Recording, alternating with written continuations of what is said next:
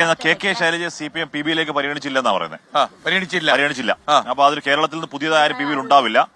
Mariyam ധാവള, U Vasuki എന്നിവരാണ് വനിതാ കോട്ടയിൽ PB-യിലേക്ക് പരിഗണിക്കുന്നത്. അപ്പൊ കെ ശൈലജ എന്തുകൊണ്ട് ഒഴിവാക്കുന്നു എന്ന ചോദ്യം സ്വാഭാവികമായിട്ടുണ്ട്. അപ്പൊ ആർ ശ്രീജിത്തിനോട് ചോദിക്കാം.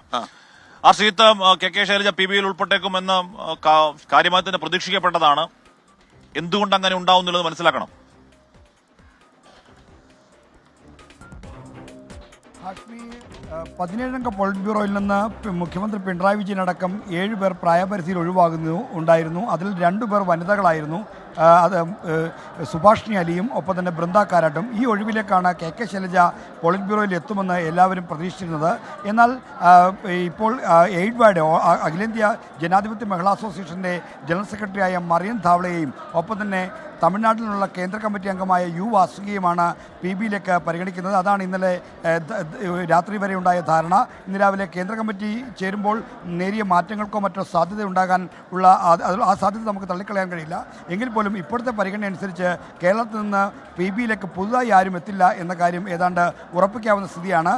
പോളിറ്റ് ബ്യൂറോയിൽ നിലവിലുള്ള നേതാക്കളായ Pinarayi Vijayan, MV Govindan, MA baby, A Vijayaraghavan എന്നിവർ തുടരുക തന്നെ ചെയ്യും. പുതുതായി PB-യിലേക്ക് കേരളത്തിൽ നിന്ന് ആരുമില്ല. PB-യിൽ കേരളത്തിൽ നിന്ന് ഒഴിവുകളുമില്ല. കോടിയേരി ബാലകൃഷ്ണൻ്റെ നിര്യാണത്തെ തുടർന്നാണ് MV ഗോവിന്ദനെ PB-യിൽ ഉൾപ്പെടുത്തിയത്. അതുകൊണ്ട് കേരളത്തിന് പ്രത്യേക ഒരു ഒഴിവില്ല എന്നതാണ് യാഥാർത്ഥ്യം. എന്നാൽ ശൈലജ വനിതാ പ്രാതിനിധ്യത്തിൽ എത്തുമെന്ന് പ്രതീക്ഷിച്ചിരുന്നു. 2 വനിതകളെ, പ്രത്യേകിച്ചും തമിഴ്നാട് നിന്ന് യു വാസുകിയും മഹാരാഷ്ട്രയിൽ നിന്ന് മറിയം ധാവളയും വന്നതോടെ ശൈലജയുടെ പ്രതീക്ഷകൾ അടയുകയായിരുന്നു. എന്തായാലും ഇനി കേന്ദ്ര കമ്മിറ്റി കഴിയുന്നതോടുകൂടി മാത്രമേ ഈ കാര്യത്തിൽ അന്തിമമാകുകയുള്ളൂ. അഖിലേന്ത്യാ ജനാധിപത്യ മഹിളാ അസോസിയേഷന്റെ അധ്യക്ഷയായ PK ശ്രീമതി ഇപ്പോൾ പ്രായപരിധിയിൽ ഒഴിവാകുന്ന ആളാണ്.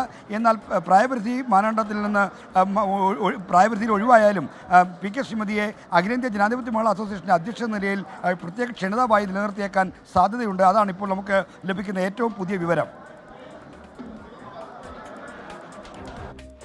Okay, thank you are Sreejith.